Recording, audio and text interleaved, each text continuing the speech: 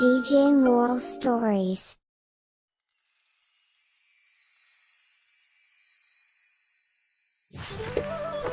ஒமேகர் cut கிராமத்துல நாராயணன்ங்கிற ஒருத்தர் வாழ்ந்துட்டு வந்தாரு.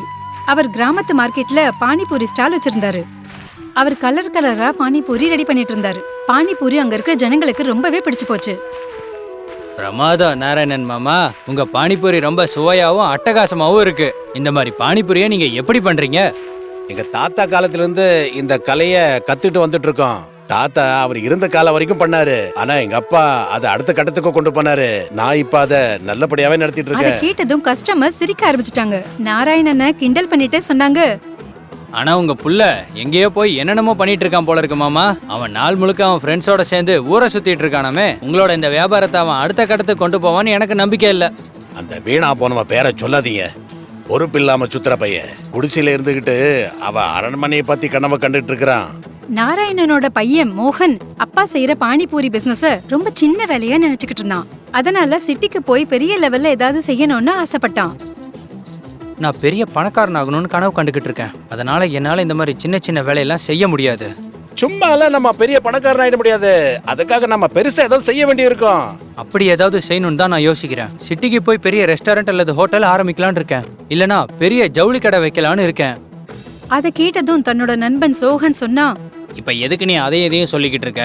உங்க அப்பா தான் பானிபூரி கடை வச்சிருக்காருல, அதையே பார்க்க வேண்டியது தானே. நீ அதை விட எதையாவது பெருசா பண்ணி காமிச்சிட்டேன்னா நான் என் மீசை எடுத்துக்கிறேன்டா. சோகன் சொன்னதை கேட்டதும் மோகன் கண்டிப்பா அதை செஞ்சு காட்டணும்னு முடிவெடுத்தான். அப்புறம் ஒரு நாள் நாராயண் கிட்ட அவன் சொன்னா, அப்பா, நான் பெரிய பணக்காரன் ஆகணும். பணக்காரனா? நீ தாராளமா பணக்காராகப்பா. நான் என்ன உன்னை வேண்டான்னு சொன்னனா இல்ல நான் தடுத்தனா? பணக்காரன் ஆகணும்னா அதுக்கு நான் பெரிய வியாபாரம்லாம் பண்ணணும்ப்பா. வியாபாரத்துக்கு பணம் தேவைப்படுது.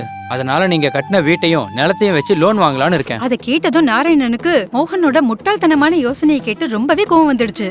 அவரால கோவத்தை கட்டுப்படுத்தவே முடியல. அதையும் மீறி புத்தி சாதுரியமா மோகனுக்கு விஷயத்த சொல்லி புரிய வச்சாரு. பிரமாதம்பா, நீ ரொம்ப புத்திசாலியா இருக்கியப்பா. பெரிய பணக்காராகுன்ற நினைப்புல அப்பனையே தெருவுக்கு கொண்டு வரலான்னு நினைக்கிறையாப்பா. ஒருவேளை உன்னோட பிசினஸ் சரியா போகலைன்னா? ஏன் நடக்காதுப்பா? நீங்க வேணா பாருங்க, ஏரோப்ளேன் வேகத்துல நான் முன்னேறி காட்டுறேன். இல்ல இல்ல இல்ல இல்ல, நீ முதல்ல உறுதியா எனக்கு ஒரு விஷயத்த சொல்லு. அதுக்கப்புறம் என்ன வேணாலும் பண்ணிக்க. வீட்டையும் நிலத்தையும் வச்சு லோன் வாங்குறதுக்கு பதிலா பேசாம அதை வித்துடலாம். அந்த வார்த்தையை கேட்ட மோகன் கொஞ்ச நேரத்துக்கு ரொம்ப ஆழமா சிந்திக்க ஆரம்பிச்சான். அவன் ஒரு விஷயத்த உறுதியா சொன்னான். அப்ப சரிப்பா, நீங்க நம்புற மாதிரி நான் ஒரு விஷயத்த செஞ்சு காட்டுறேன். நான் என்ன செஞ்சு காட்டணும்னு சொல்லுங்கப்பா. பெருசாலாம் ஒன்றும் செய்ய வேண்டாம்ப்பா. ஒரு 6 மாசம் நம்ம பானிபூரி கடையை நீ நடத்தி காட்டு. அப்புறமா பார்க்கலாம். நீ அதை சரியான முறையில செஞ்சு காட்டிட்டீன்னா அதுக்கப்புறம் பாரு, நீ பெரிய பணக்கார ஆகிறத யாராலையும் தடுக்க முடியாது. எனக்கு சம்மதம்ப்பா. அன்னில இருந்து நாராயணன் வீட்ல படுத்து ரெஸ்ட் எடுத்துட்டு இருந்தாரு. மோகன் கிராமத்து மார்க்கெட்ல பானிபூரி ஸ்டால் வச்சிட்டு இருந்தான். ஆரம்பத்துல அவனுக்கு அந்த வேலையில ஈடுபாடே இல்ல. ஆனா அதுக்கப்புறம் கொஞ்சம் கொஞ்சமா கஸ்டமர்ஸ் பாராட்ட ஆரம்பிச்ச பிறகு அவன் அந்த வேலையை ரொம்ப ஈடுபாட்டோட செய்ய ஆரம்பிச்சான். அடா மோகன், நீ உங்க அப்பாவை விட ரொம்ப சுவையான பானிபூரி செஞ்சு கொடுத்துருக்க. அட இருக்கட்டும் விடுங்க, இதுக்கெல்லாமா சும்மா பாராட்டுவாங்க? ஒருவேளை நீங்க என்ன பாராட்டுறதுக்காக எங்க அப்பா கிட்ட போய் லஞ்சம் வாங்கிட்டு வரீங்களா என்ன? அட இல்லப்பா, நிஜமாவே உன்னோட பானிபூரி ரொம்ப டேஸ்டாவே இருக்கு. நான் சொல்றது நம்பிக்கை இல்லைன்னா யாரை வேணாலும் கேட்டுப்பாரு. கொஞ்சம் கொஞ்சமா மோகன் பானிபூரி பிசினஸ ரொம்ப ஈடுபாடோட செய்ய ஆரம்பிச்சான். அப்புறம் ஒரு நாள் மனசுக்குள்ள யோசிக்க ஆரம்பிச்சான்.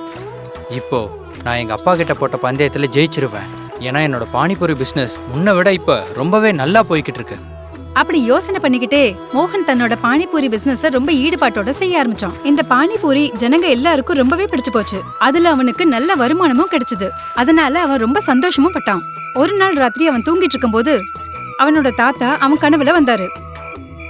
ஆனா நான் இந்த மாதிரி பானிபூரி விக்கிறத நினைச்சு ரொம்ப வெக்கப்பட்டிருக்கேன் தாத்தா. ஒரு விஷயம் நல்லா புரிஞ்சுக்கோ பேராண்டி, எந்த ஒரு வேலையும் பெருசோ சின்னதோ கிடையாது.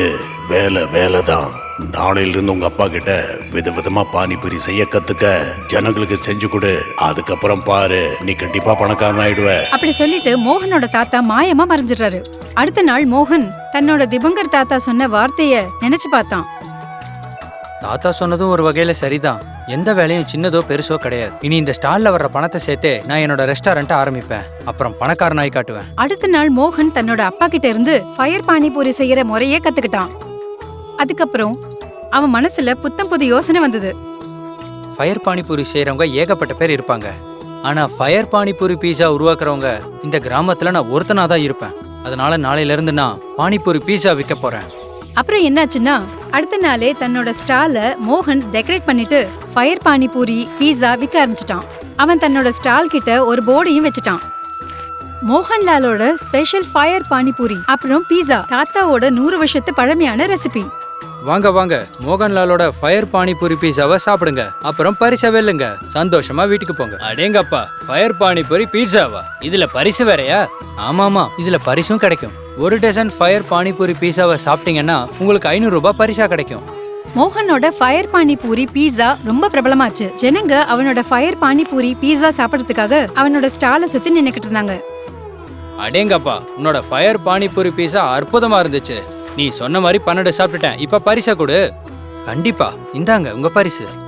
கொஞ்சம் கொஞ்சமா அவனோட ஃபயர் பானிபூரி பீஸாவால மோகன் நிறைய பணம் சம்பாதிக்க ஆரம்பிச்சான். அத பார்த்த நாராயண் ரொம்ப சந்தோஷப்பட்டாரு. அப்ப மோகன் கிட்ட சொன்னாரு, இத பாருப்பா மோகன், எனக்கு இப்போ முழு நம்பிக்கை வந்துருச்சுப்பா. நீ எந்த பிசினஸையும் நல்லபடியா பண்ணுவேன்னு. நீ இப்ப இந்த வீட்டையும் நிலத்தையும் அடமானம் வச்சுட்டு நீ நகரத்துக்கு போப்பா. அத கேட்டதும் மோகன் சொன்னா, ஆனா நான் இப்போ கடன் வாங்கி வேலை செய்ய வேண்டிய அவசியம் இல்லப்பா. இப்ப என்னோட சம்பாத்தியத்தால என்னால எந்த வேலையும் செய்ய முடியும். ஆனா இந்த வேலை ரொம்ப சின்னதுப்பா. இத செய்யறதுக்கு உனக்கு மனசுக்கு கஷ்டமா இல்லையா? அப்பா, எந்த ஒரு வேலையோ சின்னதோ பெருசோ இல்லப்பா. எந்த வேலை செஞ்சாலும் நம்ம ஆர்வத்தோட செய்யணும். அதை நான் இப்ப புரிஞ்சுக்கிட்டேன். என்னோட தாத்தா அதை எனக்கு புரிய வச்சுட்டாரு. அத கேட்ட நாராயணனுக்கு ரொம்ப சந்தோஷமா ஆயிடுச்சு. அன்னில இருந்து அப்பாவும் மகனும் சேர்ந்து ஃபயர் பானிபூரி பீஸா விற்க ஆரம்பிச்சிட்டாங்க. கொஞ்ச நாளைக்கு அப்புறம் மோகன் தன்னோட சம்பாத்தியத்தினால சிட்டில ஒரு அழகான ரெஸ்டாரண்ட்டை ஓபன் பண்ணான். அவனோட பெரிய ரெஸ்டாரண்ட்டை பார்த்ததும் அவனோட நண்பர்கள் ஆச்சரியத்துல மெய்மறந்து போயிட்டாங்க. அப்ப மோகன் சோகனை பார்த்து சொன்னா, என்னப்பா சோகன், நீ பெட்டு கட்டின மாதிரி உன் மீசை எடுத்துருவல்ல? நீ தானே சொன்ன வாழ்நாள் முழுக்க எங்க அப்பா மாதிரி நான் ஸ்டால்லே இருந்துருவேன்னு. இப்ப பாரு, நான் எவ்வளவு பெரிய ரெஸ்டாரண்ட் ஆரம்பிச்சிருக்கேன்னு. அத கேட்டதும் சோகன் வெக்கத்தால தலை குனிஞ்சு நின்னான். அப்புறம் மோகன் கிட்ட மன்னிப்பும் கேட்டான். தயவு செஞ்சு என்ன மன்னிச்சிரு நண்பா. இன்னைக்கு எனக்கு புரிஞ்சிருச்சு, நம்ம கடுமையா உழைச்சோன்னா உன்ன மாதிரி எல்லாரும் கண்டிப்பா பெரிய ஆள் ஆகலான்னு. அத கேட்டதும் மோகன் ரொம்பவே சந்தோஷப்பட்டான். அதுக்கப்புறம் மோகனுக்கு வெற்றிக்கான ரகசியமும் புரிஞ்சிடுச்சு. அப்புறம் அவன் வாழ்க்கையில பல சாதனைகள் பண்ண ஆரம்பிச்சான்.